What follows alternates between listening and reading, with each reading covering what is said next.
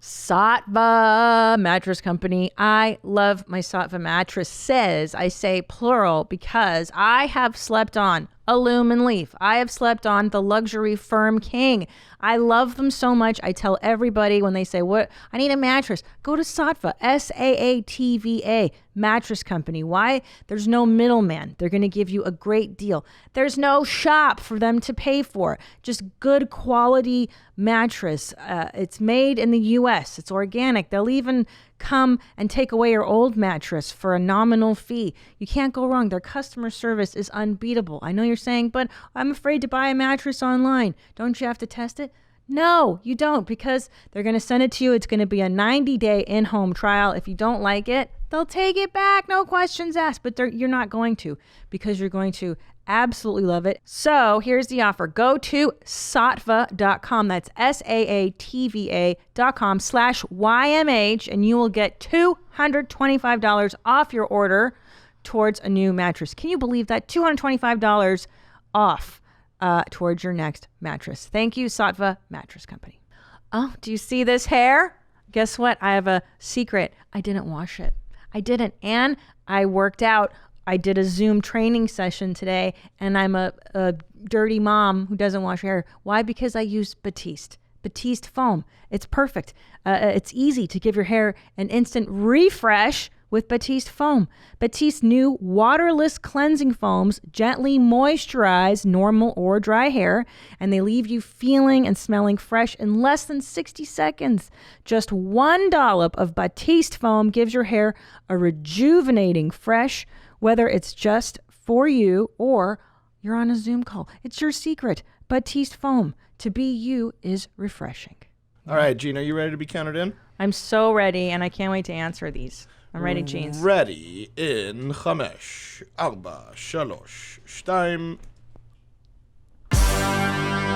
Yeah. Hey, yeah. Where my mom's at? Where my mom's wearing thongs, hitting bongs at? Raising kids, cleaning shits, need a long nap. Where my mom's at? Where My Mom's At podcast with Christina P. What up, moms? Thank you for watching me on YouTube, downloading this episode. I'm very excited today. Thank you. Yeah. I'm excited. I'm so excited you're here. With me is Dr. Jessica Hochman. Thank you. Happy to be here. Up and coming Dr. Star of 2020. You were given an award for being such a good pediatrician. Thank you. Yeah. And I know you guys are taught to be humble, but I'll be excited for you. And thank you for joining. We have so many questions to get into. The people are filling up my lines. But you are a mom yourself. You have three children, 2 girls and a boy. I do. I have a 9-year-old girl, a 7-year-old boy, and a 4-year-old daughter. Oh my gosh. Yes. And you look amazing. Thank you. By the way, I'm really excited to be here. I've been looking forward to this. Oh, really excited. good. And you brought me a wig for I those did. of you who are on YouTube. I did. You know my love of wigs. Thank you so much. Thank you. I saw it on Amazon, and I thought it'd be the perfect thing to bring to your podcast about children. We're cool moms. Cool moms. Oh my gosh, I love it so much. Thank you so much. My birthday is June 18th. I know. I know. I figured by the time this would be airing, your birthday would be right around the corner. So start off with a first birthday gift. You see, what a great pediatrician. You're the best. Thank you. And as what every mom's looking for. Yeah, you are. You really are. You're very nice. You listen. You take your time. Thank you. And I imagine, well, first of all, first topic, we're going to have to name her because I give all my wigs. What should we name her? Identities. That's the thing. I feel like she needs time. She's sitting here on the desk, but by the end of this episode, I'm going to have a name for this. I can't wait. Yeah. Okay, so what was I going to ask you? So you've got 3 children. You've been married how long? I've been married for 12 years, 12 wonderful years. Hey. Yes. And you like your husband, and he's a doctor too. I do. I love him very much if he's listening. And he's a doctor too. Yes. Which is very great. Lucky. Yes. Is that good, or are you guys neurotic? Because if both of you are in the medical field. I think overall it's really good. I think we were able to support each other. We understand each other at the end of the day when we talk about what our days were like, but we can get a little bit neurotic. We try not to, but we can. Well, and I imagine too, like, how do you, as a pediatrician, not diagnose your kids 24/7? I would be like, oh, it's meningitis. I think everything is meningitis. We're pretty good. I think we're pretty good at looking at the big picture and knowing that they're healthy children. But sometimes we can start to worry. Yeah. Not that often, but it does happen. Yeah, I imagine every Normal. doctor. Do doctors self-diagnose themselves more than regular people? Like, does your husband go like, oh, this is cancer, I'm dying? That's a great question. Definitely in medical school, you're learning about so many pathologies, so many diseases all the time that definitely I would look at him and say, do you think I have this or do you think I have that? And we talk each other off of that idea, but I think we're pretty good. God, your kids are so smart. They're going to be so successful and stuff. I just hope they're happy and normal-ish. Yeah, same. Yeah. That's just the goal. And nice people, just nice humans. Yeah. Yeah, That's just the truth. don't be crappy. Don't be a shitty person. I would agree.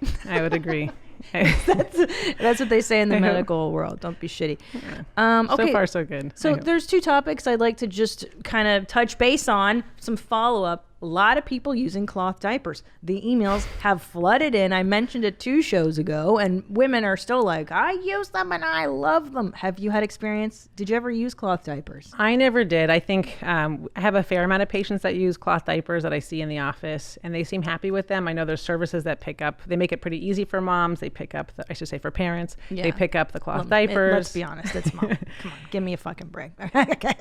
Dad's not changing diapers as much. I don't know. Hopefully some are. Actually, I know some are. Stop it. Stop. Gay couples? 2 dads? Or when they have to? There's a lot of nice dads out there. No, I know. No, my husband, he got very good at changing diapers and swaddling. Those were his avenues. Jam. Yes. Okay. But how disgusting are cloth diapers? Like, let's talk about it. You take the poopy off. It's covered in Shazza, and then you rinse it off. You got to rinse it off. I never use them. I'm bad. I mean, I think for the environment, people that are really environmentally conscious, it's a nice thing to do. But they're nicer people than us. I used Costco the way. Yeah. Huggies, Pampers. Yeah, I'm killing the environment. Whatever. Secondly, Birkenstocks. Where do you stand on the issue? I know you're not going to like my answer. I love Birkenstocks. Oh God. I haven't worn a pair since the 8th grade. Yeah. Since 8th grade. Since 8th grade. Oh, interesting. Yeah. Which might be around the time when you were interested in, I don't know, boys attracting people to you sexually. Yeah. See? I had a nice navy blue leather pair that my mom got for me. Lots of support. To keep the boys away. Lots of support. Maybe. But I did love them. You can break them in where they get very comfortable. Yeah, I know. I might get a pair now that I have 3 kids and I'm married. Stop it. Stop. When you mean break them in, you mean it makes a nice brown, black That's what I mean. marking so that the smell from your feet and the sweat, it's what that is. It's funk. It's foot funk. You make a really good point. Yeah, thank you. Yeah, you make a good point. Thank you. I'm very convincing. But they are comfortable. They are comfortable. But, as I said, my goal is to be a mother and still be a human and still be sexually viable. I want to still have sex. I want to not wear culottes and get a short haircut. That's my goal in my 40s. So you're reminding me when I was in the 8th grade, I wore big baggy sweatshirts, Birkenstocks, actually my dad's sweatshirts. I used to take him out of his closet. Yeah. And then my best friend, my best friend Greg said to me, if you ever want to meet a guy, you got to get out of Birkenstocks. So it's true. It's true. God damn it. True.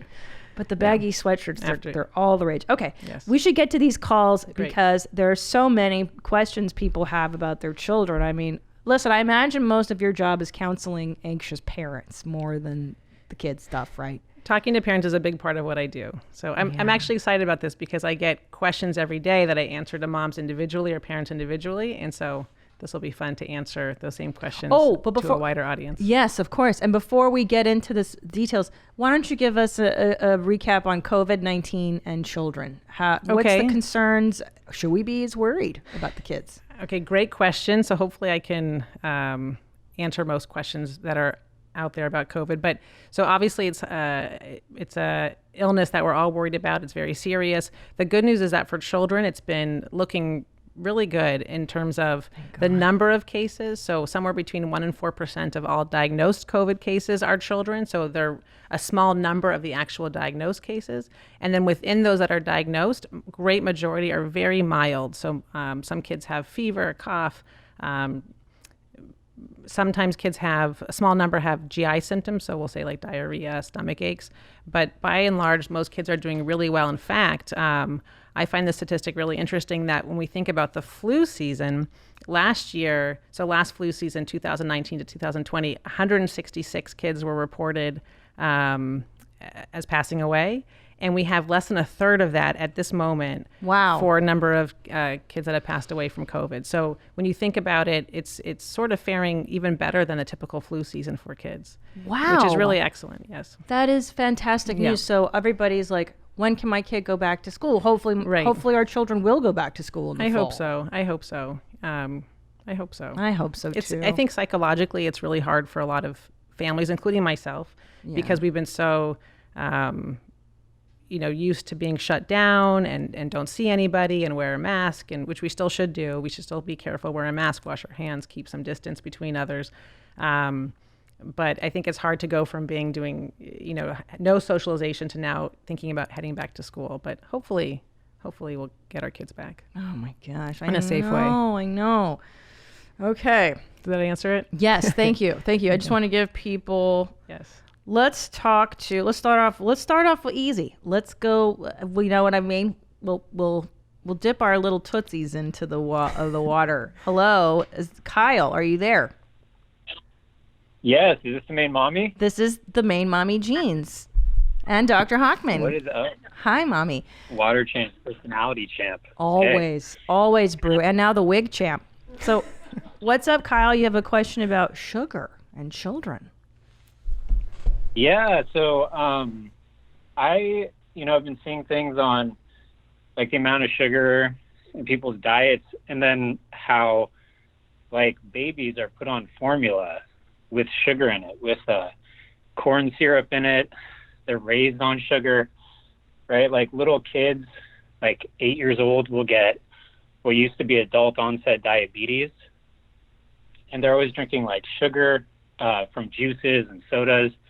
I wanted to hear what the doctor thought about that, about like raising kids on these formulas, and then like the amount of sugar in the diet combined with, right, the demonization of fat over the past few decades, right? And that people try to cut fat, eat fat free, still think saturated fat is linked to heart disease, and like how that affects kids and all the, how all of that eventually turns into like the metabolic diseases, like heart disease and strokes and type 2 diabetes and everything. All right. Okay, so there's a lot in that question. So A lot. Let me see if I can break it down a little bit. So first, your question's about formula and the fact that there's corn syrup or sugar in formula, and how does that affect kids?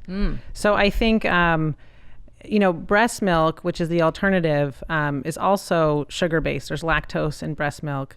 So kids do have, formula is nicely balanced with some sugar, protein, and carbohydrates. So I do find that kids can safely gain an appropriate amount of weight from formula and breast milk. Now, as kids get older, I agree. I think there's too much sugar consumed, but I really believe in moderation. So I think I believe in giving kids a plant-based diet. So things that are mostly grown from the ground, I think you'll be in good shape. So fruits, vegetables, legumes, yes, sticking to a low-fat dairy, and then sugar, I do think it's okay every once in a while. Hold on, Yeah. no meat? No meat, meat's chicken? good too. Lean meats are okay. Okay, Yeah, because yeah. I thought you were telling me your kids were vegetarian or vegan or some weird shit, okay? No, I first think about Paleo children? No. All no, right, no. thank God. But everything in moderation. So I think a little sugar here and there, I don't think is a bad thing. You don't want your kids to feel deprived. But I think, firstly, you want the main crux of their diet to be fruits, vegetables, lean proteins, nuts, seeds, things like that. But yeah, the American Academy of Pediatrics, which is what all pediatricians are supposed to follow their guidelines, they say try to keep juice to 4 ounces or less in a day. Okay. So some of it, but not too much. Juice, 4 ounces a day. What about a little snacky cookie? We do a little treatsies every here and day, there. a treatsy a day. I think a little here and there is fine. Okay. Absolutely. Okay. Yeah. But my motto is, as parents, our job is to provide the quality foods to kids and then let the child themselves determine the quantity of the foods. Oh, So that's that a makes really sense. good point. Yes. Because so I get nervous. Well, I'm just going to ask you this now. Yes. Some days my toddler will take 2 bites of lunch and then he's up and running. So normal. So normal. So I hear this all the time. Yeah, I'm sure you do. as- Jesus. I mean, I actually wish adults were more like kids. They're really in tune to their sense of hunger. So if they're not that too. hungry, they'll just have a couple of bites and they're done. And then sometimes they'll have a really great meal when they're truly hungry. And so that's why if we just make sure as parents we're providing the quality of the foods, putting out those good fruits, vegetables, lean meats, and let them decide how much they're going to eat. Everything's going to work out. They'll stay in good shape. So you're saying too, like Yes. I'm guilty of it, where you're like, just take 2 more bites and then we can do this activity. That's probably not. I don't think you have to.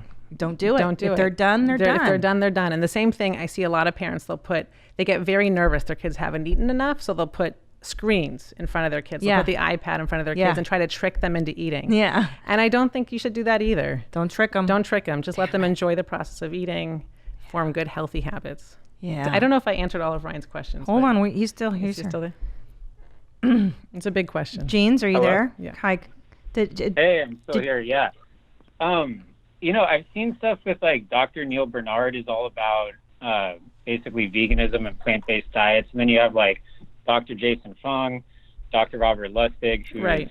like a pediatric endocrinologist, and they talk about like the amount of like how sugar also will suppress the hormone that tells you that you're full. I've experienced this myself and some other people I know too when we cut added sugar out of our diets.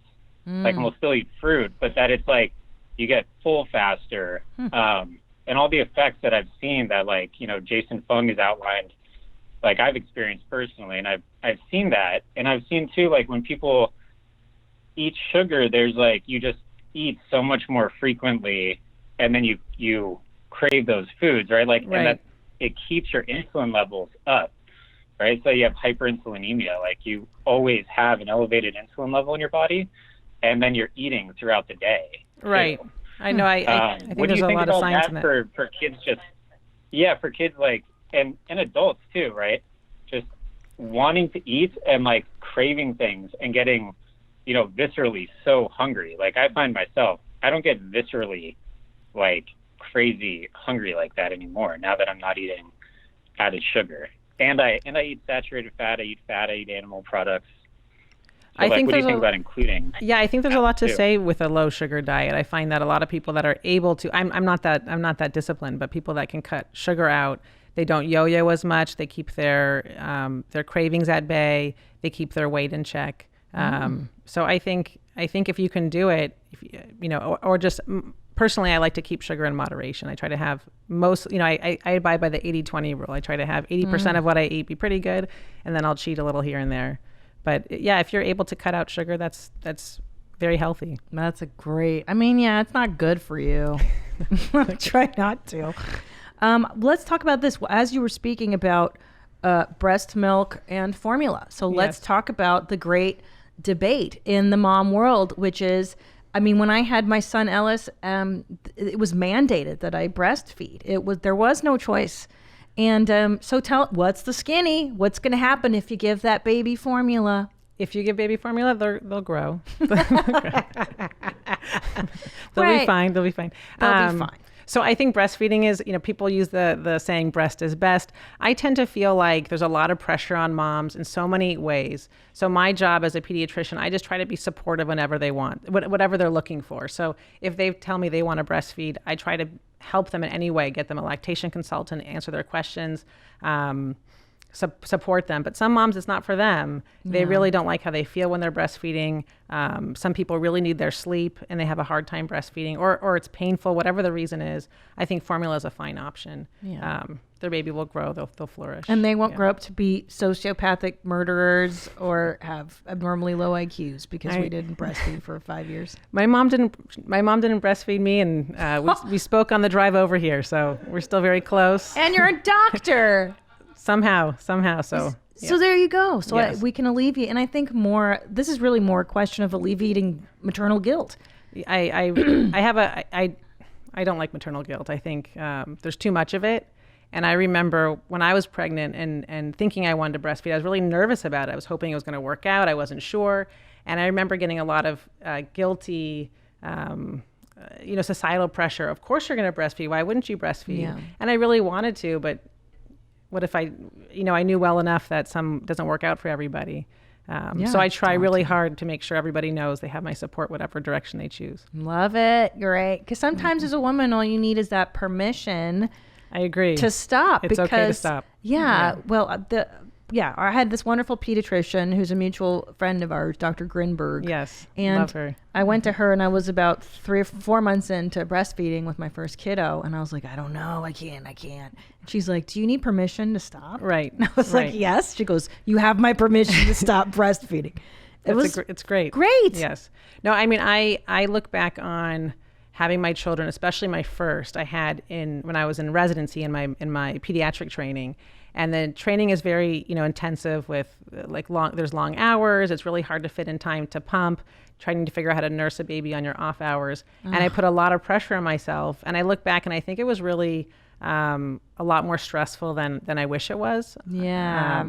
So I wish, I don't have any regrets, but it's a lot. It's a lot on moms, the pressure we feel. It's a lot to pump and then with the bags. Yeah. Then if you do pump as you're at work, you have to take the thing and the cleaning, ice pack and the refrigerator. Oh God, I just threw up in my own mouth talking about it. There are many paths to finding your family story. Whichever way you choose, tracing your family generations back with a family tree or uncovering your ethnicity with Ancestry DNA, it's easy to get started with Ancestry.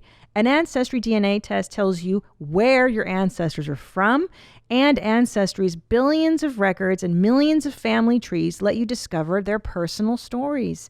You could find out that you have a famous relative, or perhaps a photo of your great-grandma as a little girl. Whatever you find, it's sure to change the whole way you look at your family history and yourself. After all, the story of your family is the story of you.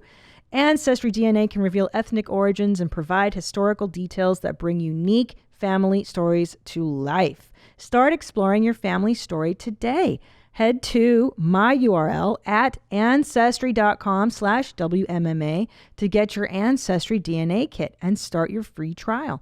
That's ancestry.com/WMMA. Do you want to know the secret to natural looking foundation? Luminess Silk 4-in-1 airbrush system. It's my little secret. Whatever life throws your way, you will not see the effects of it while wearing this foundation.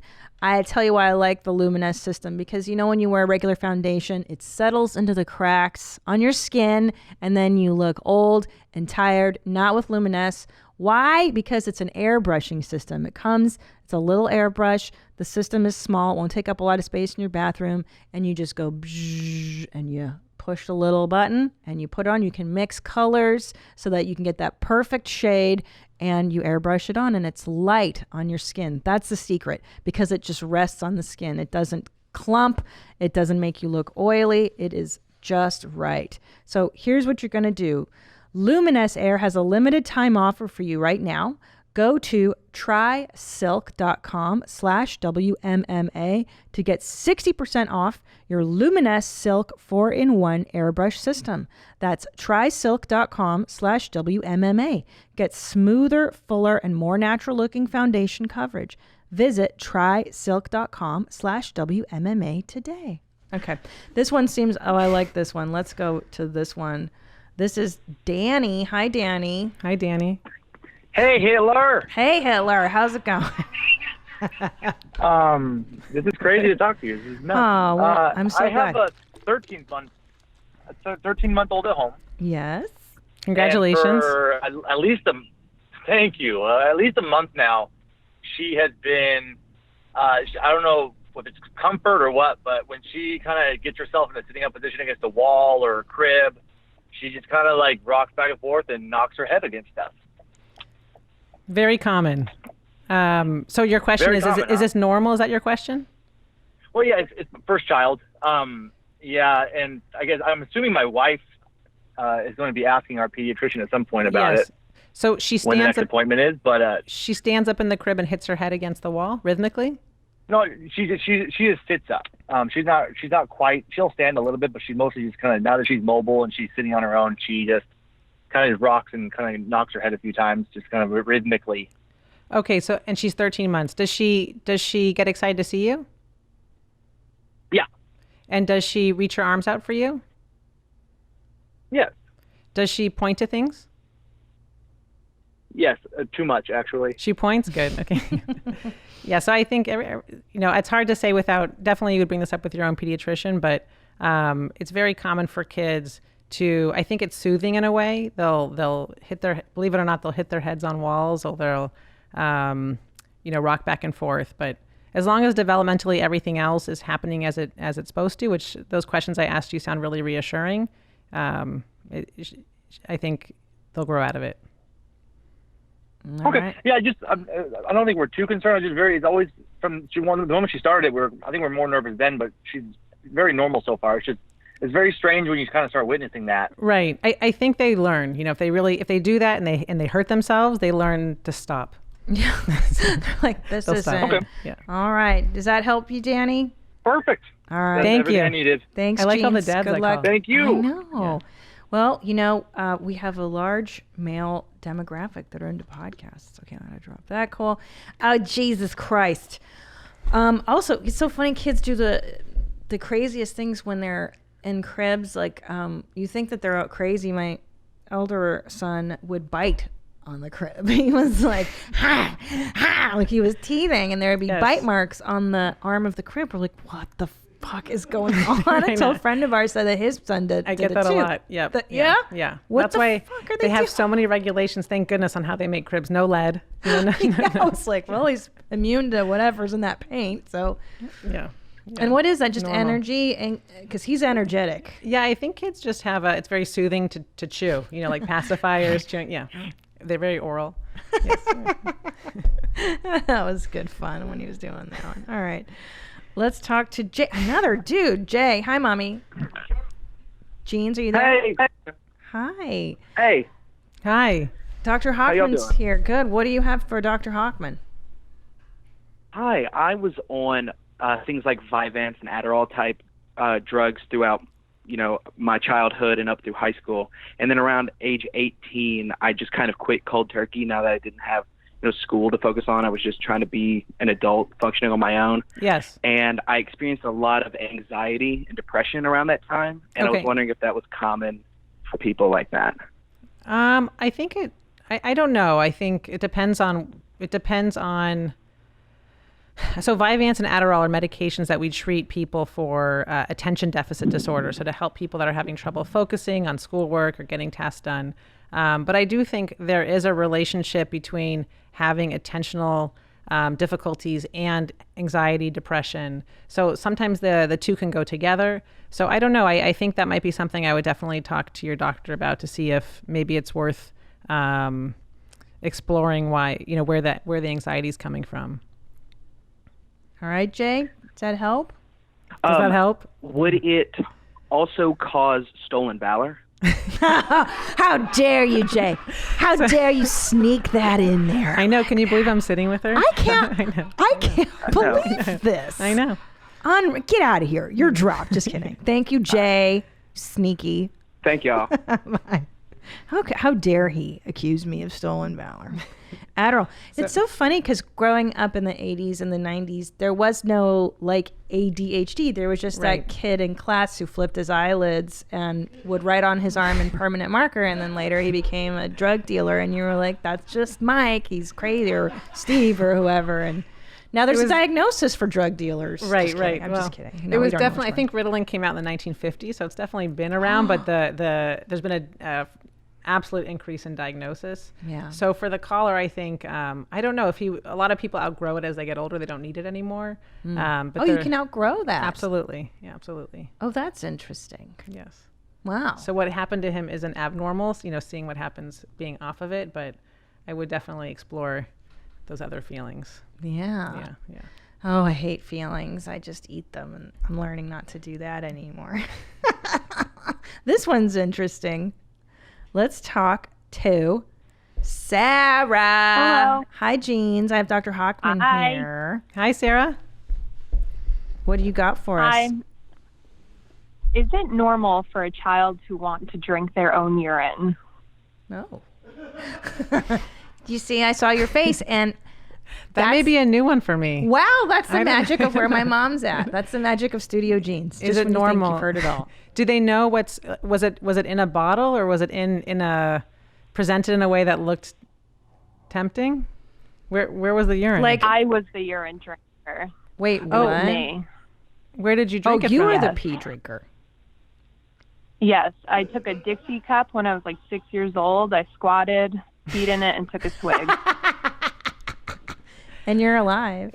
I think it's normal to be Yeah. curious, so that sounds healthy. But I did you ever do it again? No. So you learned. You learned. What was do you remember the lead up? Like, was That there? may be your first one, though. I've heard. Yeah, was that like, did someone at school like suggest it to you? Did you see it in a cartoon, or I don't know. I don't know what cartoon drink Were you character. thirsty? I don't think so. I think I just did it. Did you actually drink it or just taste it and then put it down? No, I drank it. Whoa! Cup. Do you remember the feeling before you drank it? Were you just curious what would happen if I drank it, or what was going through your mind? No, I can't remember. I just remember the smell and the experience. And was it still warm or was it cold? Because I imagine It was drinking. warm. Yeah, because drinking urine's probably like oatmeal. Like you want to hit it fresh. But nothing would happen to you. It's sterile. That I never understand when Yeah, you it's crazy sterile. doctors say that. Yeah. I don't think it would taste good or appealing. Okay, here's the deal. It's got ammonia and waste. Yeah, they tell you like, don't eat a bad taco. That'll make you sick. But you can drink urine. You can eat your own feces. I And wouldn't do either of those Fine. things. Fine. So why does like a Definitely bad not recommended. right? But why does like a bad taco make me sick? But drinking my own urine, a different bacteria invading my stomach, or Probably most tacos, depends on if there's bacteria, if they're infected, but you'd probably be fine even eating a bad taco. The stomach's pretty hardy. God damn It's it. got a low pH, lots of acid. Okay. Probably be fine. Oh, this is a cute question. This is a big one. I remember. But I'm not endorsing drinking Of urine cour- or Do you have to eating say feces, that no. in today's world? Yeah. We have to be like, she's in no Don't way do it. Don't try it at home. endorsing drinking your urine. Or eating bad tacos. Fuck no. Well, I read in one of those survival handbooks that were popular in the early 2000s that you can drink your urine if you pee in a cup, you let it sit, and then it separates into layers. So that the top layer is the least toxic, Sediment. right? Is that? Yeah, the heavy particles will float to the bottom. I Yeah. still wouldn't do it. No, of course For not. survival. Of course not. Now, what about this? The other day I was changing Juju's diaper and he put his hand right in the poopy and then went to taste. Oh gosh. And I was like, no! Why'd you do that? No! Yeah. I mean, he's not apparently nothing wrong with that. He'll be fine. Just a little poopy in the mouth. But I think that's how kids learn. They try something and they realize it doesn't taste good. They don't do it again. that's right. They don't do it They again. don't do it again. Okay. Well, thanks, hope. Sarah. You need some therapy. Okay. Oh, this one's great. Okay, I love this one. Hold on, where is she? Allison. Hi, you're here with Dr. Hochman. Mommy? Honey. Hi, Jeans. Hi, Allison. Hi. So what's up? Hey, how are you? I'm good. You said you have a 6-year-old?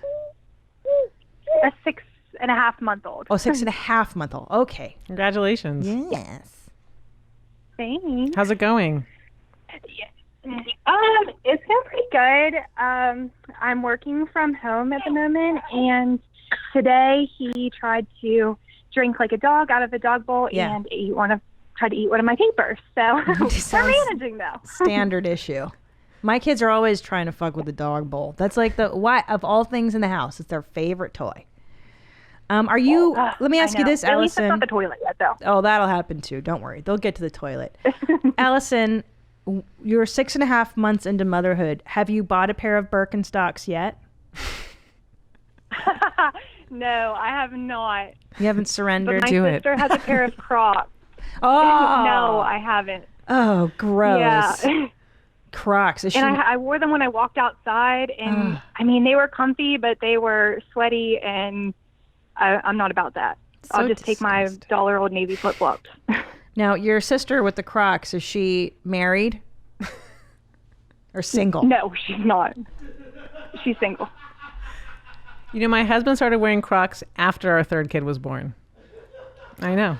The nerve. See? I know. But that's because that's his and way. I hide them and they still come out. Oh my God. But that's his way of telling you no more kids. That's why I guess so. I'm not I interested. asked if mine wanted a pair for Father's Day, and he said no. So I said, what about New Balances? And he said no. Yeah. So he's not there yet. No, but it's the official dad shoe is what you're dealing with there. Okay. So you have Good a man. 6-month-old. What's the question, my love? Okay, so the first is, what is your opinion on traditional weaning versus baby-led weaning? For feeding? Yes. Okay, so her question is there's a movement or a strategy to get kids to like eating called baby-led weaning, and that's when you put food or whole foods in front of kids and you let them feed themselves as opposed to the parent putting a spoon in front of their child's mouth, right? Is that your question? That Mommy? Allison? Hello? Yes. That's And- her. Yes. Okay, great question. Hi, So can you hear me? yes. So in general, I like the idea of keeping feeding for kids fun, where it's not forced. They can enjoy it. A lot of times if they can do it on their own, that's very fun for little kids. However, what concerns me about baby-led weaning is a lot of times the pictures they'll show a raw vegetable where a kid's gnawing on a carrot, and I get concerned about choking risks. So I think as long as it's done without, raw vegetables, nuts, meats that could potentially be a choking hazard. I think if it's a pureed food or a little chunkier of a food, I think that's fine to do baby-led weaning. Okay. Does that answer your question? How does that answer your Just question? keep it fun. Okay. Fun and safe. So- Okay. And then another question, if you have time, is just what's your opinion on a helmet for a mild flat spot? Great question. I don't think they're necessary. So the question is, a lot of babies, they've been sleeping on their backs, which is really safe, and they have mild flattening. And so helmets have been very in vogue. So, but there's been good studies that show for mild flattening, when you take one group of kids that don't get the helmet and the other group of kids that do get the helmet, when you look at those kids a couple years out, there's no difference. That's what I was told because, the first kid always gets the flat head. Right. Because you gotta put him on his back. Right. He's gonna fucking die. And so Right. the fear of God that if the kid even remotely, Ellis had the flattest head in there, and now he looks great. He's great. He's perfect. So the big thing is if you look at the face, you want to make sure when you look at your baby's face that everything looks symmetric, that the eyes look even, that the ears look even, because truthfully, everything about a flattened head, it's cosmetic. Especially the mild flattening, it's all cosmetic, and it gets better. But show your pediatrician and make sure they believe it's mild also. Does that answer your question, Miss Allison?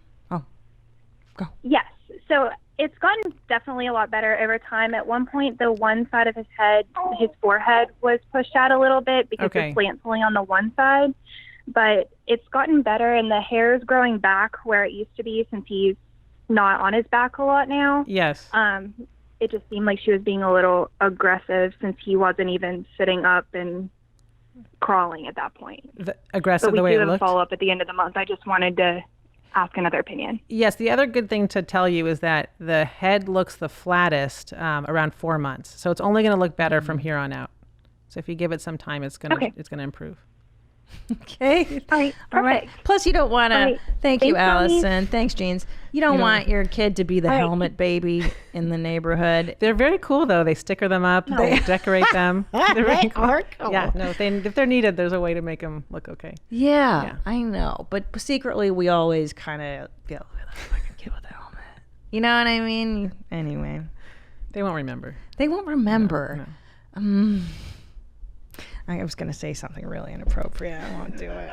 Do it. Don't do it. There was a kid at our school who wore a helmet. Did you make fun of him? Yeah, we used to call him Double Dare. You remember that show, Double Dare? Of course, with Mark. What was it? Mark.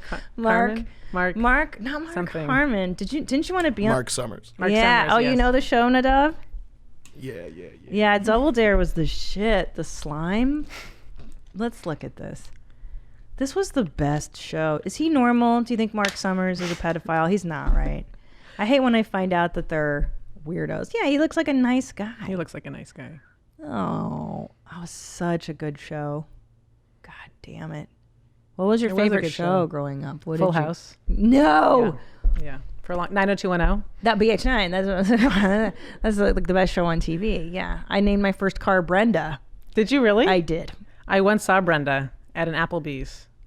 I couldn't speak. Wow. Yeah, I was so nervous. She's great. Yeah. Shannon Doherty. Shannon Doherty.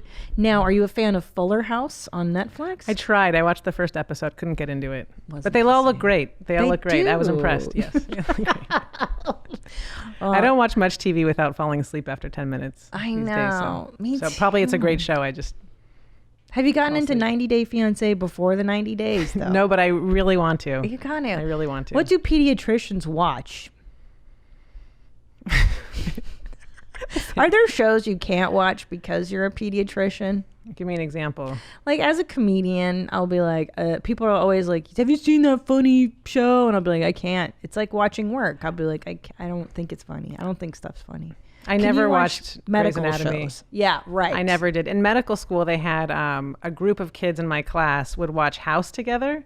And I remember a couple of them left the boards, the big exam at the end of the training, and they got a couple points from watching House. Really? Yeah, but I never watched it. Never watched it. Wow. Doctors are so smart.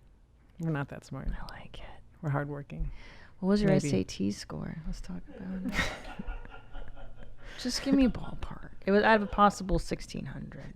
Your math was probably good. I had a good math score. Yeah. Nadav, what was your But who SAT? remembers? It was over half my life ago. I remember. It was so long ago, and it doesn't mean anything. It means everything. Just kidding. What was yours, Nadav? I got a 1,600. Shut the fuck up. Mm-hmm. Shut the fuck up. Out of 2,400? Yeah, it was the first. It was the first year. It was the first year they did it out of 2,400. I learned this from asking patients. Wait, like you got a 1,750 on your, isn't it out of 1,600? Oh, they changed the scoring. Wait, but sorry, I'm gonna do my math here. Yeah. 1,800 times 2. What is that? Carry the 1. That's 3,600 is. How'd you get 1,800? Where'd you start? Didn't you say? Oh, you were 1,600. Sorry. I think I don't know if they still do this. I'm speaking about something I know nothing about, but they changed it for a while for three sections of 800. I don't know. The third section's a written section, right? An essay? Is that what that was? Nadav, do you know? Okay. Yeah, it was math and reading comprehension and then writing. What a nightmare. And what did you have to write about? Your favorite color. I don't know. Like bullshit. Yeah, something that was like, I think it was like you had a reading prompt and then you had to write something about it, I think. I don't know. I'm having a little PTSD just talking about Same. it. Yeah, I don't like all that stuff. All the Now, tests. what's the final doctor test? Is there like, you do your hours and then is there a big doctor test at the end? There's a lot of tests. There's the test to get into medical school. Oh my God. That everyone, the MCAT. And then when you're in medical school, there's a couple big tests. One is the step 1 after 2 years. This is really boring.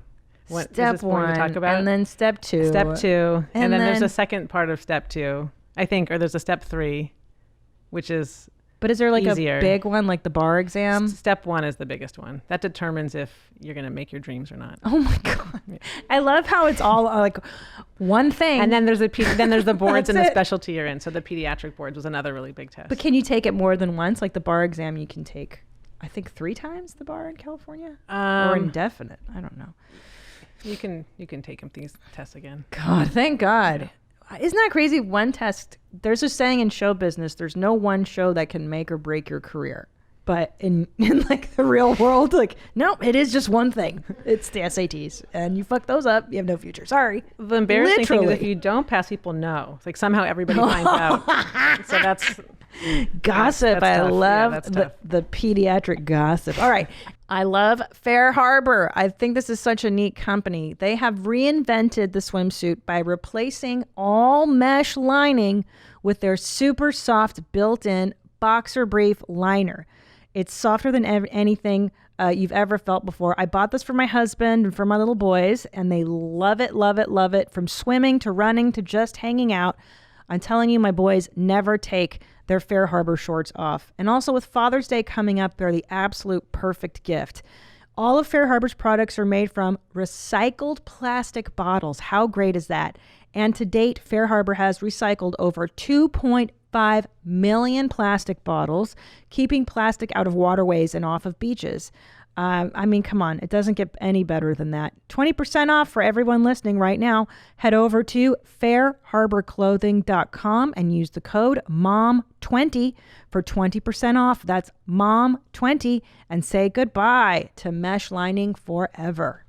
Now more than ever, we're all talking about our health, but if you're like me, it's hard to even imagine going to the doctor's office right now. No. Thankfully, there's a practical and affordable way to take control of your health and get personalized care from the comfort of your home. SteadyMD is your personal doctor online. It's telehealth done right. You start by taking a quiz to get matched with a licensed primary care physician who understands your lifestyle and your health needs. Next, you have a 1-hour appointment with your doctor to start a real relationship. After that, your doctor is available to you anytime by text, phone, or video chat. Unlike other services, there isn't a random doctor on call. Each SteadyMD doctor has a limited number of patients, so they have time to listen and give you the personal attention you deserve. How fantastic is that? SteadyMD is now accepting members of all ages in all 50 states. Go to steadymd.com/WMMA to take the free quiz and see which doctor is a perfect fit for you. steadymd.com/WMMA. There's no risk, no long-term commitment to get started. That's steadymd.com/WMMA, and we thank them for sponsoring the podcast. Erica, you are 38 weeks pregnant. Congratulations. Congratulations. Oh, holy shit. Sorry. Excuse my language. I can't believe I made it. Oh, this is a Christian show. I'm so glad. Erica, you're 38 weeks. You're about to pop. How are you feeling? Are you in labor right now? Pregnant as hell. Oh, no. I wish. I'm praying that this kid comes early because being pregnant sucks. Yeah. But I'll take it when it comes, I guess. You're almost there. You're almost there, girl. Hang in there. So you have a question about bringing your new baby out in public. Yeah, so this is kind of a dumb question just because, I never really babysat. And no such thing as a dumb I question. was the youngest, so, thank you. You're so sweet. It's true. She really is. And so I kind of like, when is it already appropriate to start bringing your child out into public? Because, we take the dogs. We have 2 dogs. So we take them for walks. But, I was like, well, I don't really know when it's safe to bring them out. And then, as far as, this pandemic, I live in Texas. So we kind of started opening up back in May. And now we're starting to see some increases. And so it's like, well, what should I do about allowing my kid to kind of socialize, bring it out? You mean your newborn? Your newborn. But also be safe. Yeah. Your newborn. Okay. Yeah, my newborn. Now, thank you. Hold on. Now, here's the deal. Yes. I didn't take my first kid out for fucking months. I'm like the Chinese, right? The first 90 days in the house, close the window, shutter it up. Right. Don't come to visit me. Don't bring me shit. Don't come by. I'll let you know when I want to see you. That's a way to do it. That's a way to do it. Okay, so Tell me. It's a great question because the truth is there's no real answer to this question. Oh. A lot of different, cultures do it differently. People do it differently.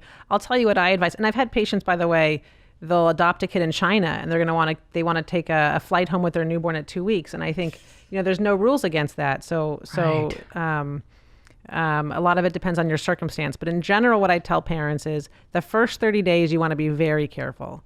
If your kid gets a fever in the first 30 days, it's an automatic hospital admission.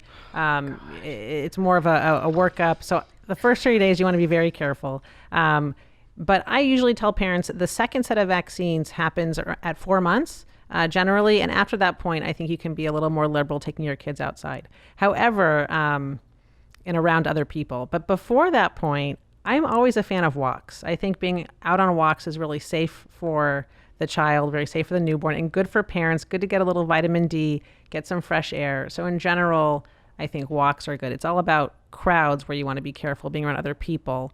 And I think after that second set of vaccines around 4 months, that's when I tell parents they can be a little more liberal getting out. Now, she's in Texas where COVID is very low, but let's say you're in a higher COVID area. What do we do? I think I would give I'd give that Same recommendation. advice. Yeah. Okay. Same advice. Well, there you go, Erica. Does that... And wearing masks, I think that would be something I would... Not on the newborn, obviously. Not on the newborn. Some people will interpret that. Not on the newborn. But for any visitors, and stick to visitors that really care about you, that are really close to you. So maybe you have grandparents or aunts and uncles that really want to see the baby. Everyone should, wash hands, wear masks. Nobody needs to kiss the baby on the face. And by the way, don't, even under normal circumstances, it made me nutty when strangers, they see the baby, the newborn, let me touch its hands, touching the feet. Yeah. Well, guess what? Now that baby's going to put the foot and the hand in the mouth. I agree. God damn it. I agree. Yeah, you can keep them covered. It's keep them one nicely thing to covered. touch my belly, but it's another thing to touch my baby. Wait until it happens, Erica. Now, Erica, are you going to have a home birth, and are you going to invite your neighbors and your friends to watch you give birth in a tub in your living room? Or what are you going to do? Did you do that? No, we're going to go to the hospital. My husband's military, so we're going to give birth on base. And actually, I'm kind of glad that it's on base because I really didn't like the idea of visitors, friends, or family coming to visit me. So now it's very restricted because, of course, you need a military ID. So I'm like, hell yeah, I'm glad this pandemic is going on because then it could just be me and my husband. And, my parents and my grandparents, they're going to come at a later date and they're okay with waiting. But I'm glad it's going to be a little bit more intimate. Yeah, but, Erica. Yeah, we're going to the hospital. Good for you. Good for you. I got to tell you, too, that I really didn't want people in my hospital room. I didn't want people around me both times, really, until I was home and settled. And you have the right to say that as the woman that just carried a baby. Absolutely. You set the boundaries. Absolutely. And because you're the one controlling the viewing. You know what I mean? That's your kid. That took me a while to learn. With my first kid, I let everybody visit. And I was so tired, and you're learning to breastfeed. Exhausting. Yeah, and then by the third, I had visiting hours. I'm like, you can come from 1 to 3. Smart. You learn. Yeah, so you can, I agree, setting boundaries is a smart idea. Yeah, you got to conserve your energy because you'll see it's pretty exhausting giving birth, and then now you've got this newborn, so you're gonna need your rest. Okay, well, good luck to you, Erica, and I hope everything. Congratulations. Yes, congrats. Okay. Oh, sorry, I hung up on her. She was saying thank you. Okay. You didn't want to do a home birth? You know what? I'm gonna invite you to my next one. If I do. Do you have a next one? No, my friend Sarah. So I have a friend, Sarah, who is really crunchier than me, and she really, really wanted to give birth in a birthing center in a tub. Okay. And really go on natural. She still hates hospitals. But not at her house, at a hospital. But not her house, but at a birthing center. Next to a hospital? Side. Yeah, hospital adjacent. Okay, so she's close. That's what I said to her, because at first it was the house. Right. And I was like, Sarah, listen, I love you. I'm not going to let you do this shit. Do it at a birthing center that is adjacent near medical. I think that's fine. Yeah. Well, what the hell? You want your life. What's it called? The life alert. I was going to say life vest. I'm having chest pains. Lifesaver. Oh, the lifesaver. Yeah, you want it there in case you need it. That's right. The life float. What the fuck are we? The life vest. What's it called? The dog. The lifesaver. The lifesaver. Yeah, that's not the word. That's it. Anyway, yeah, I know what you're saying. So what happened? Of course, it ended up in cesarean. That's always everybody I know that wants to do the natch at home birth seldom turns out. I've had a few friends that it turns out well for. Yeah, right. Lifesaver. Oh gosh, life jacket. Idiot life jacket. Yeah. But anyways, be close to a hospital. That's the best. I agree with that. Okay. Good. I like that you agree with that. Haley. So Haley just found out she's pregnant. Holy shit. Where are you, Haley? Hi, Haley. You just found out you're preggers? Yes, and my son just pooped his pants while you picked up the phone. Wow. Mazel. I'm a multitasker. I like that you can laugh about that. That's a good mom. I was like, that would be hilarious if she literally picks up the phone right now and you're telling me this, and sure enough, Christina gets on the phone. There she goes. She's pooping. So this is your second baby? Are you pregnant? Job, dude. Good job. I love it. This is your second kid? We found out we were pregnant on Monday. Ooh, congrats. Congratulations. And it's been a struggle, with everything going on in the world and, so much uncertainty. It puts a lot of stress. And but we came home and found out on Monday. So, now I'm just planning for the next thing, which is how it's all going to go and how it's all going to look going forward with appointments and just mentally trying to stay strong through everything, So what's your question for Dr. Hochman? You just want to know what your pregnancy is going to look like in the time of COVID? Basically just my question being is, we're used to going to appointments with our significant others and, having those experiences with seeing the baby's heartbeat for the first time and having those emotional moments. And everything obviously is different now. And you're having to do things pretty much on your own. And it already feels like a battle in itself, doing everything on your own as a woman with your family and your children. But yeah, mentally, I've always been strong individual, but this year has kind of affected me a little bit more so than any other time. Sure. And so I'm just wondering, what is that going to look like and feel like as going into appointments going forward? So first, I want to point out, I think there was a really strict time for a few months, but I think things are evolving. So I'm not sure, it may be more restrictive in the beginning appointments, but you're saying that right now you can't bring your husband with you? Hold on, I just muted her. Oops. Let's get her back. Well, to have our significant other to be with us. That may change. That may change. And I'm hoping so, because those are some of the things that I just remember when we would go. You want to share it together. It would just of course. be, you need that support because everything is different as you're going through each month. Your hormones are different. Right. We do have our little Carter, and he's been amazing through all of this, but, you definitely have breakdown moments. Sure. And sometimes you go into these offices and you don't feel like they give you the same type of emotional support that you're looking for. You're in the appointment and out you go, so. And everyone's wearing masks. I'm hoping that's something that would change. Yeah. Well, also keep in mind, Haley, that you just found out you're pregnant 3 days ago, which means in 8 months is when you'll be, right? Because she's already clocked a month by the time you find out you're pregnant. Yeah, usually 5 weeks, 6 weeks. Yeah. So but basically in 8 months weeks. from now is when you'll be giving birth. And who knows what the landscape will be in 8 months, right? Absolutely. Could be. I tend to feel like it's hard not to feel anxious during this time. I think there's so much, everyone's lives are turned around. Anxiety or feeling nervous, not sure, uncertainty is a very normal feeling, but I try to feel like the more you can think about the positive, the better off we feel. So I would focus on, that's so great you're pregnant. I mean, that's amazing. Yeah. We're starting to feel like, there's something wrong with me. What's wrong with me? No, of course. We're super excited. No, it's hard. Carter's excited. It's great. Good, Haley. Try to enjoy Carter, are you it. excited too? You've got a great laugh, so I'd say keep laughing. Keep laughing, Haley, and you're going to be just fine. We're doing a lot of things to keep outdoor activities to keep our mental health strong, and not completely staying indoors at all times, but things to just make us feel a little bit normal here and there. And just keep doing that stuff, Haley. Yes, and like Dr. Hochman's saying, focus on the positive. I agree. I think so many times we get bogged down on the negative, because that's frankly is what the media loves to report, is like I'll watch CNN and there's like literally the death counter, the numbers, like, how many people have it? How many people are fucking dying right now? And then like the ticker goes to the next death as Anderson's telling you the news. So it's hard to stay, and also to keep perspective that things evolve, things change. Absolutely. And I think, I know it's hard. I can't imagine being newly pregnant and the emotions you're feeling, but you got a lot of good things going on. Yeah. Focus on that shit. All right. Do you mind if we call my friend Rena? She called in last time. Hold on.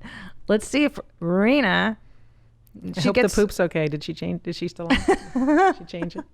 Oh, right. Yeah. That, Matt. It's never ending poops. Never ending. Here, let's call Reens now. Hey, Scenes. Hi, Reens. You're on the show right now with Dr. Hochman. Oh, my gosh. Sorry. I was about to jump on a Zoom call. Oh. I'm, like, delayed. Okay, well. But I have 5 minutes. Okay, They go start for at it. 2:15. Okay. Oh, God, now I can't even remember what I was asking. Oh, for God's sake. You've got the VIP all right. line. So my 2-year-old, I was out, I'm sure you've heard of molluscum contagiosum. Molluscum contagiosum, absolutely. Nope. And so my 2-year-old has it, and I'm not really sure how he got it, because it just showed up in May. Okay. And he's been quarantined since March, and nobody else has it. And they say, like, you get it from, like, toys or shared toys, or, like, wrestlers get it a lot. And I'm like, well, they don't wrestle on mats or anything that's used by the public. Yes. I'm not sure how he got it, and it's kind of a pain, because my 8-year-old got it, like, when he was 5. It just doesn't go away. Yeah, it's a nuisance. It's hard to treat at home, but I don't really want to think about a dermatologist, because I'm like, okay. It's kind of a big nothing burger. I have some tips for you. You hear the tips? Okay. So first I'll let you know it's going to go away. So molluscum, the name, it's so contagious. That's why the name contagious is in the name. Molluscum contagiosum. So probably it was given from, do we talk Yeah, through you this? talked about it. Probably it was your son? Your son has it? We're talking to the mic. It's complicated. I know. So many things going on. Usually it's passed from child to child. And there's a tip. If you don't want to go to your doctor right now, you can go on Amazon and get Conzerol, Conzerol. I got that. I got something. I got something that begins with a Z. I got it from Amazon. Conzerol? Molluscum. Yeah. Yeah, you can get Conzerol. You can put that on, and it eventually will go away. You got Zakalaka Ding Dong. She's saying get the Conzerol. You didn't get the same shit she's saying. Okay. I will get that. I know when I took my first kid 5 years ago, they gave him, they called it beetle juice. Right. There's Aldera. There's a lot of treatments. You can't find that online. Right. There's a lot of different treatments. The idea is you want to irritate it enough, and you don't have to treat every little spot, but if you irritate a few, it signals to the body to clear the virus. It's caused from a virus called the pox virus. It's contagious like... chicken pox virus? Yeah, or like a version of a wart. And then eventually the body recognizes it as something it wants to fight, and they all clear. So how would you have gotten it if, like, my kid had it? It would lie dormant in your body for 5 years? Probably not. Probably from another kid somehow. Jesus. Oh, okay. So it doesn't show up right away? It doesn't show up right away, but it will show up it wouldn't take years, pretty quickly.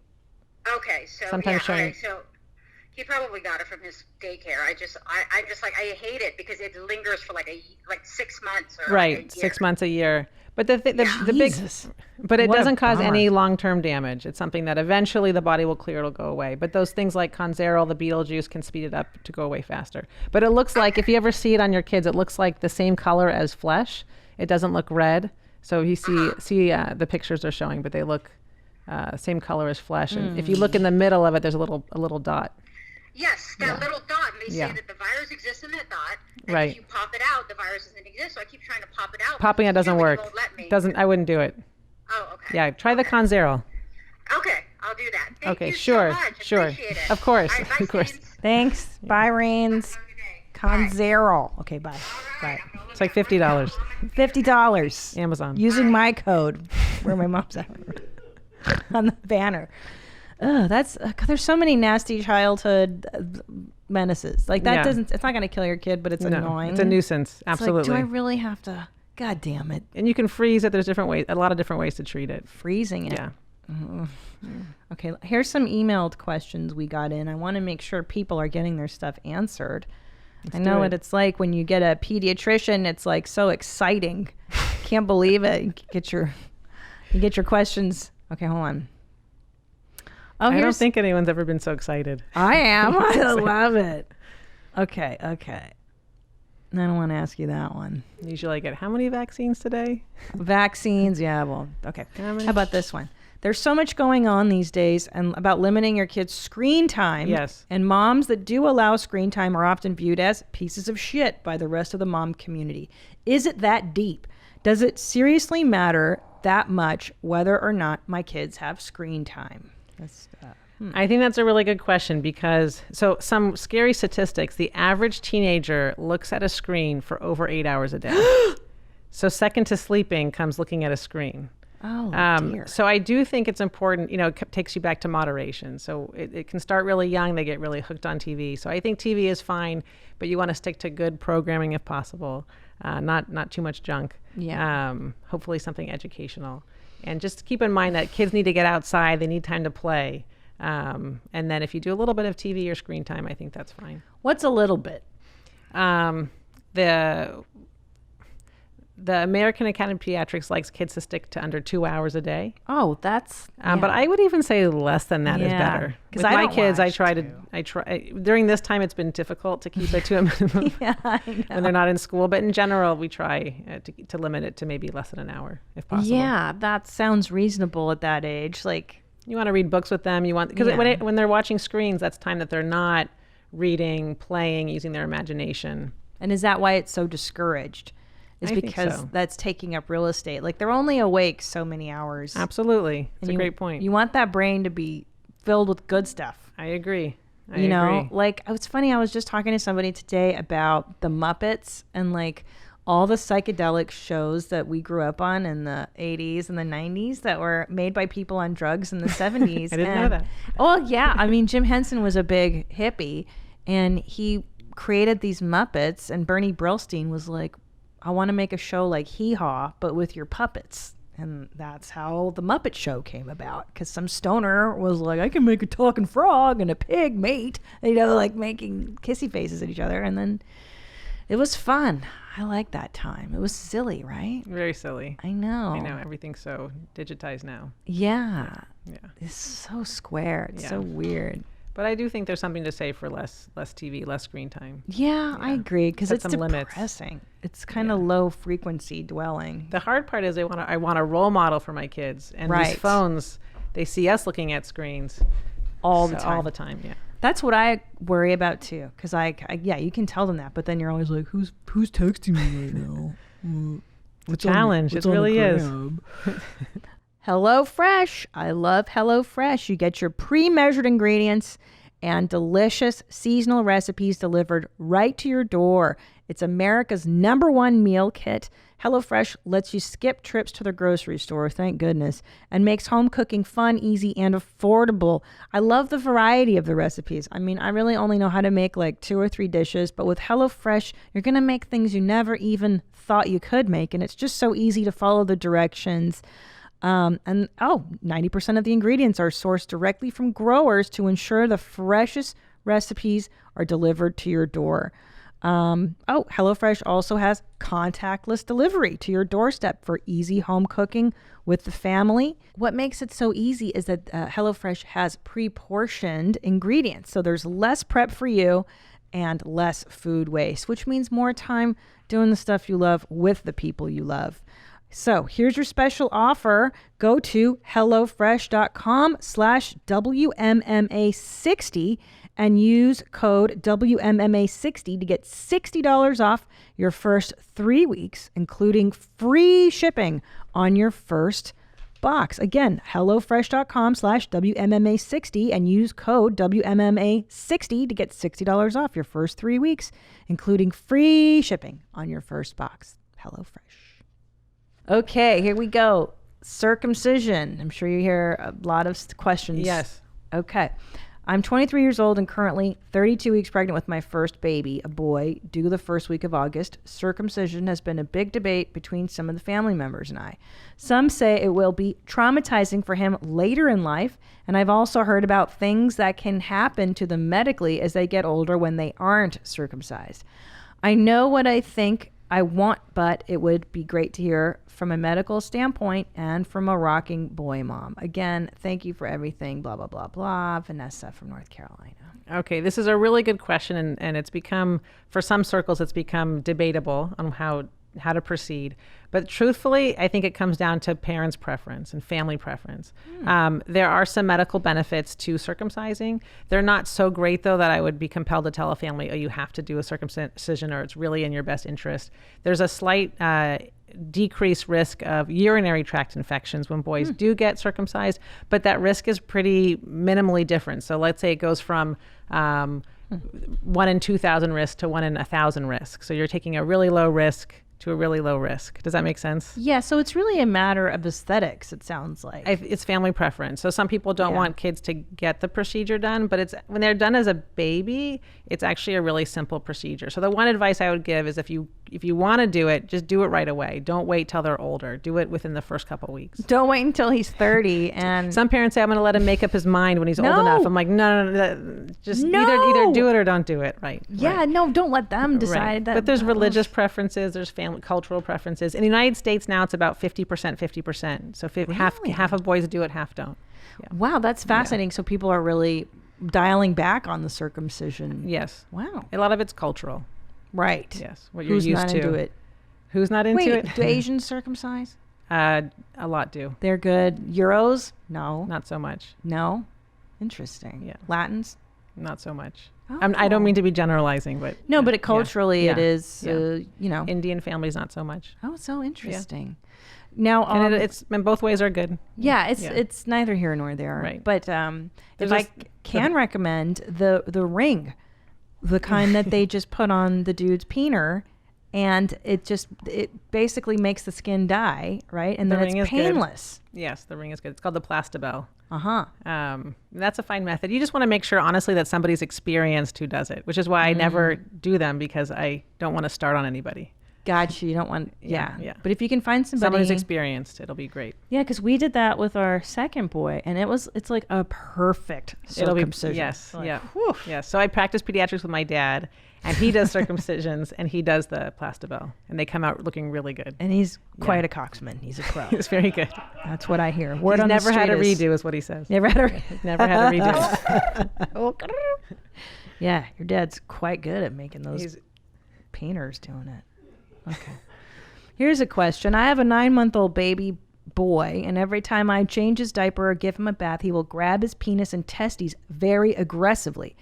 I'm sure he's just curious. Welcome to having a boy. I know. I was like, yes. It's not going to stop. And, okay. Yeah, I know. Once they find it, you're done. Yeah. Exactly. He goes, I feel awkward every time he does it, and I don't know what to say other than, stop, honey, that will hurt. How should I go about handling this when he gets older and talking to him about grabbing his privates? Okay. I don't want to traumatize him. I don't want him to do this in public, obviously. So what's your thoughts? So it's really normal for kids to touch their genitals, to find their genitals. And I think you make a good point that you don't want to make them feel shamed for it. Yeah. So usually I have a son, what I'll tell him is it's okay to touch yourself at home or in your room. It's okay in your room. But when maybe not just all over the home. No, we try to restrict it to one room. It's been modified the older he's gotten. Now he's 7, so now it's in the room. But limiting where it's done, it's okay, it's normal, but not at school, not with your friends, not out here. And wash your hands. He said something, but without shaming, and that's working pretty well. Yeah, I find that being value neutral about genital talk is the way to go. That's a good point. Right? Yeah. Hey, matter of fact, yeah. It's a body part. Yeah, I see you're touching your peener, just not in front of other people. Right. They may not want to see that. Right. Because it's dirty and you're wrong. And those are your dirty places, right? That's God's going to punish you. I'm going to copy what you just said. Yeah. Who told you, Nadav? Who told you not to touch your peener? I don't have a memory of that. That's probably a good parenting. thing. Yeah. But I do remember when I was a summer camp counselor. Our group was like kindergartners, and it was like the music sing-song hour, and we were in the music class, and then I'm just looking around, and one of the girls just kind of, and she's in kindergarten, just pushes her underwear to the side and is just going at herself. Wow. And Kindergarten. That memory stuck with you. It really did. Yeah. I mean, I was in 10th grade. I'm like, I have no idea what to even do here. Wait, how old were you? I was in 10th grade at the time. I was a junior camp counselor. Oh, and she was? She was in kindergarten. Gee, is that normal for a kindergartner to really go at it like that? It's normal. Wow. Yeah. Wow. Yeah. Yeah, because I was like, you hear stories about kids being overstimulated, sexually, like maybe molested or something, and they get like, what? But I guess no. If you're, I think kids realize that it feels good, so they keep doing it. Yeah. Whew. When is it a flag though? Like when? Do you know what I mean? Like when is it a sign that something might be inappropriate with your if child? they get nervous or they seem to be extra paranoid, extra nervous. I think parents have a good gut sense. Around their genitals or just in general? Oh, in general. Extra Or nervous. certain people. Yeah, certain scenarios. Yeah. Oh, man. Here's a good question for you. My wife is 5 months pregnant, and I was wondering if it's okay for her to smoke that chronic every once in a while, like 1 or 2 hits a week. Side note, she isn't interested in this part, but my own personal belief is that if she takes psychedelic mushrooms once a week, that my child will come out a wizard. Shooting lightning bolts and shit. Is there any merit in that? So that's a 2-part question. 2-part question. So, okay, in general, I think abstaining from drinking, marijuana, smoking is in the interest of the child. There's thought that kids you can go into preterm labor. Kids may be born at a lower birth weight if you smoke, but probably not much will happen.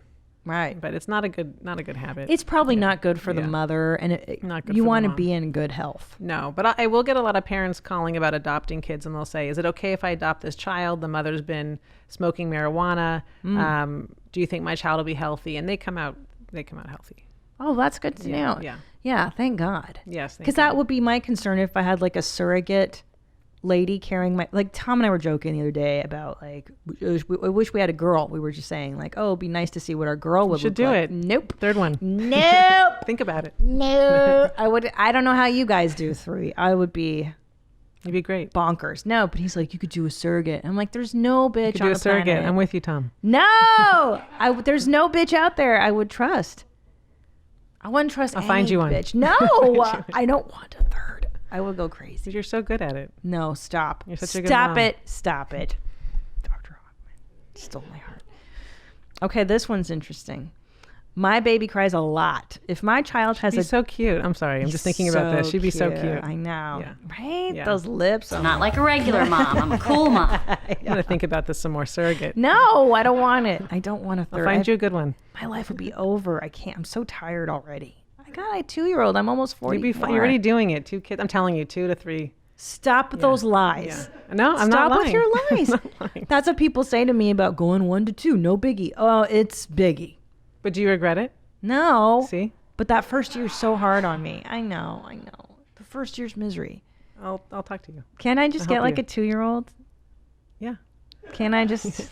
Can't they just come 4? I like them when they're like 4. Four's nice. Rad. 4's nice. All right. My child has a difficult temperament. What can I do if he cries a lot? If he cries a lot, how old is the child? I don't know. Doesn't say. Baby. It says baby. Okay, so like a little baby. So Just first you always says. want to make sure your child's basic needs are met, that they're fed, maybe they're tired, maybe they need a nap, maybe they just need to be held. But I also feel like crying's not always the worst thing. So I think as parents, a lot of times we hear crying and we think, oh, we must be doing a bad job as parents. They shouldn't be crying ever. And sometimes kids need to cry. They need to get their emotions out. They need to get their feelings out, their tantrums out.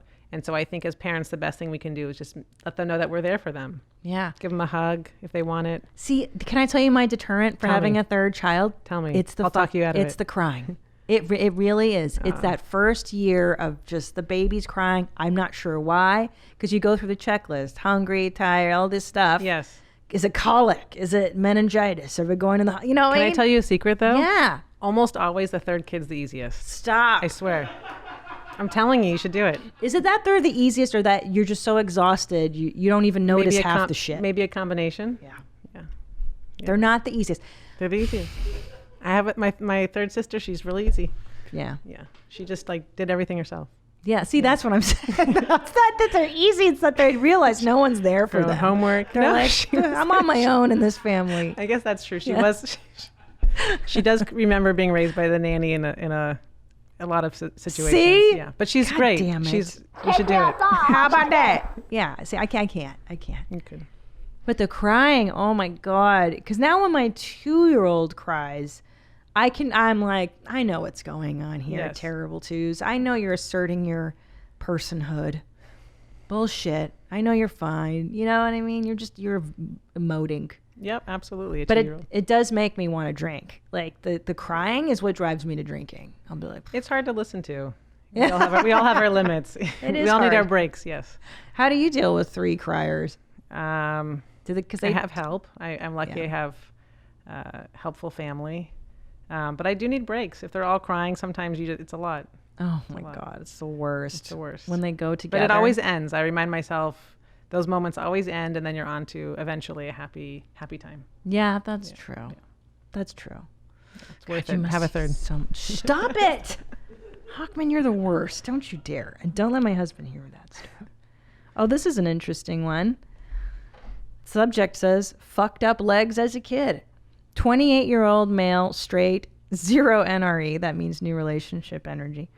My boomer parents took me to the doctor as a kid because I walked, quote, funny. No, they weren't fucking me. How old is he? He's 28 now. Okay. But he said when he was a kid, my tendons in my legs are less elastic, apparently. They never told me anything more than that, so I don't know the exact condition. My legs are not flexible, but I also don't stretch because I never wanted to tear anything. Should I really start getting into stretching now so I don't have a wheelchair when I'm older, or should I just keep feathering it, meaning just keep doing whatever he's doing?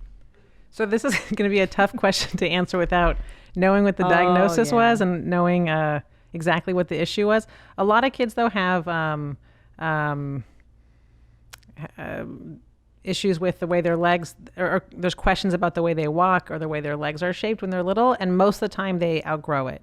So I don't know what the actual diagnosis was, but I'll say if you're 28 and everything's working well, you're able to move your body without pain, you can stretch enough, maybe talk to a doctor and get another opinion, because you're probably okay.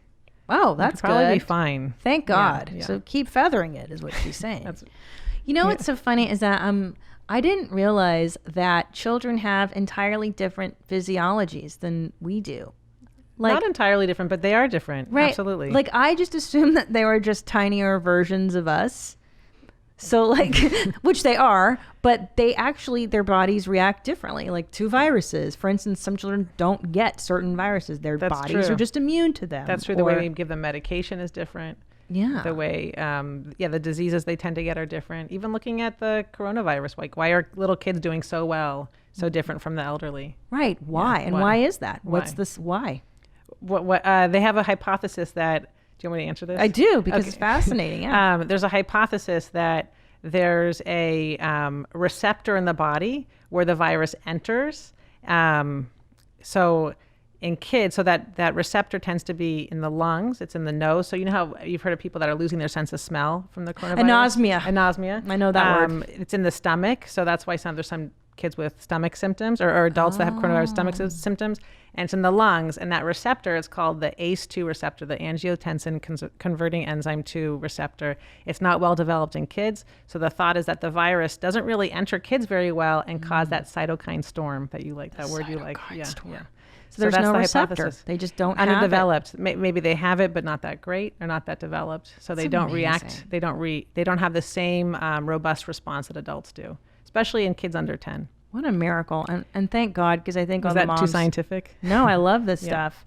But thank God that this isn't messing up kids left and right, because I think every mom listening to this would just be in a straitjacket. I agree. Makes my job a lot easier. Oh my God, thank goodness. Yeah. Or I can go to work giving a confident message that their kids are going to be okay. What do you see the most of in your practice? What do I see the most of in terms of illness? Like what's your everyday where you're like, I know the answer before the parent even finishes the sentence.